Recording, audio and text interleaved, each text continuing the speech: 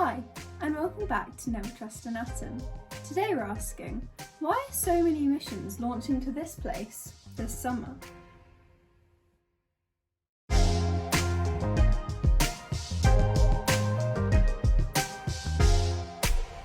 Mars has been in the news a lot recently, as 3 space agencies have launched missions there in the past few weeks.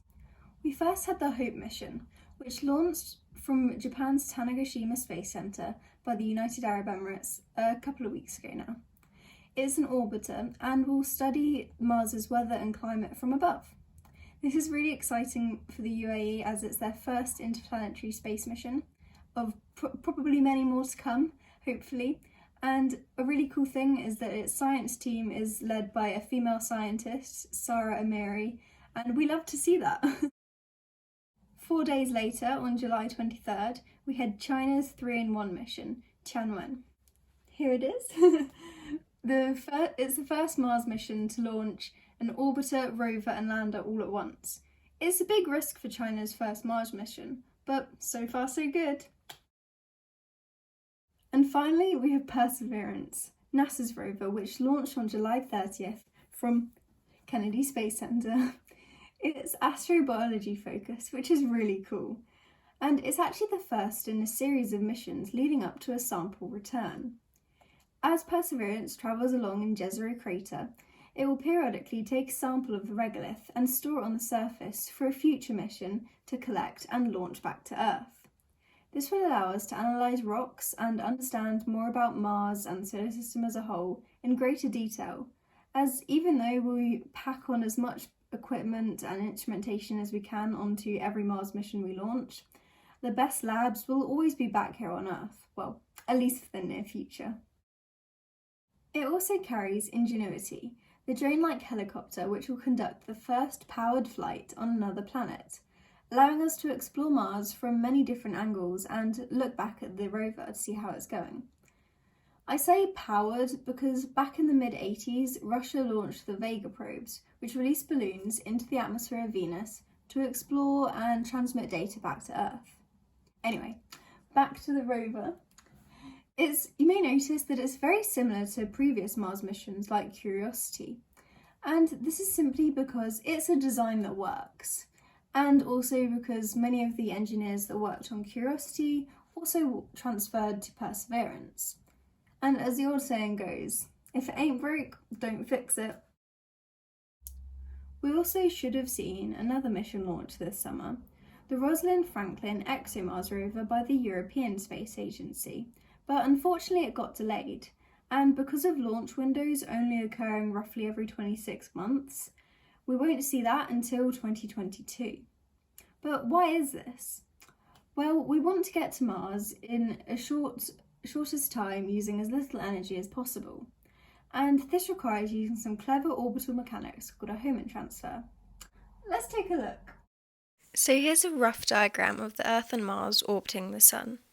I've said that 6 centimetres equals 1 astronomical unit, which is the average distance between the Earth and the centre of the Sun, equivalent to just under 150 million kilometres.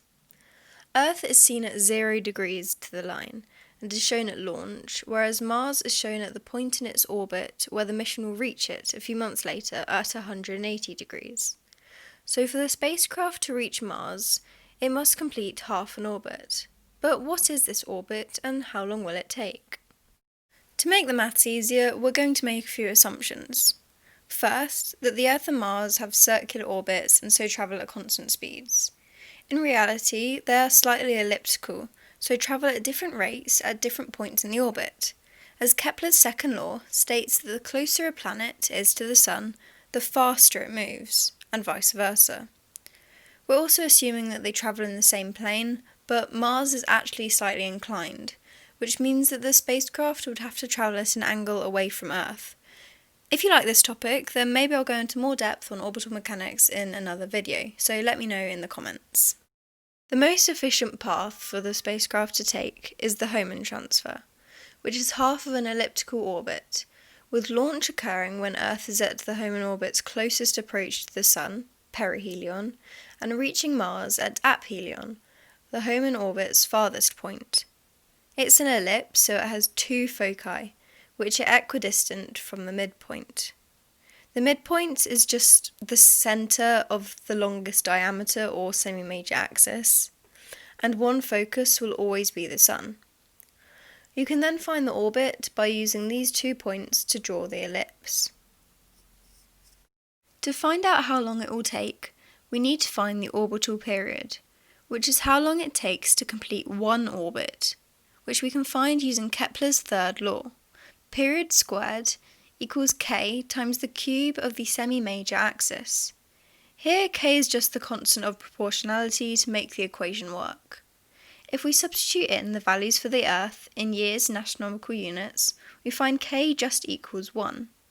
From this, we can work out the period of the transfer orbit, which comes out at roughly 510 days. But we only do half an orbit, so dividing this by 2, we get a length of 255 days, give or take a few days. Now we know how long it will take to get there. When do we need to launch for Mars to be in the right place 255 or so days later? Well, we can use the same equation, p squared equals ka cubed, to find Mars's orbital period, which is 687 days. I've worked out here as 671 because I rounded Mars's distance, but it's roughly correct. If Mars takes 687 days to go 360 degrees, one revolution, then it will travel half a degree every day. This means that in the time for it to take us to reach Mars, it will have moved 136 degrees around the Sun. So if we want Mars to be at 180 degrees upon arrival, we have to launch when Mars is 44 degrees ahead of the Earth. I didn't have a protractor, so I've just put Mars at launch at roughly that.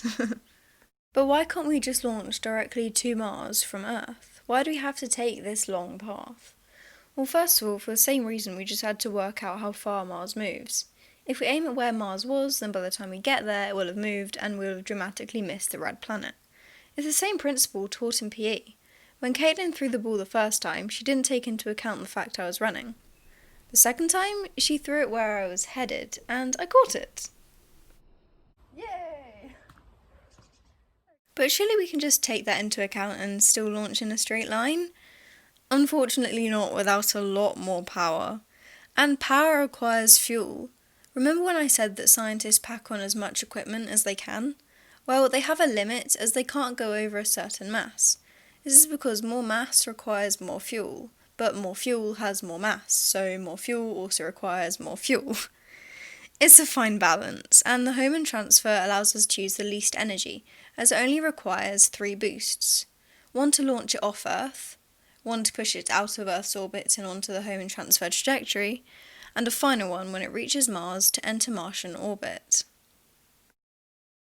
Whenever a rocket launches into space, its trajectory will always be curved due to the pull of the Earth's and then the Sun's gravity. To counteract this, you would have to be going really fast. And going fast requires more energy, which for short missions like to Mars would be provided solely by the fuel in the thrusters. For longer missions to the outer solar system, you can use the gravity of nearby planets to slingshot you on your way, but that's for another video. Back to short missions. To launch something into Earth orbit, it has to be going sideways fast enough that even though gravity keeps pulling on it, it just misses the planet. If you launch straight up or not fast enough, you'll just plummet back to Earth unless you keep inputting energy. For a Mars trajectory, if you stop inputting energy, then it will just fall into an orbit around the Sun. So a Hohmann transfer might not be the quickest, but with current technology, we have to choose the most efficient option, which is this. I hope I've explained this clearly enough. If you didn't understand, don't worry, just let me know, as it will help me improve my science communication so that I can share my love of science with all of you guys, and hopefully I've helped you to learn something new. Thanks for watching. If you want more videos like this, make sure to let me know in the comments.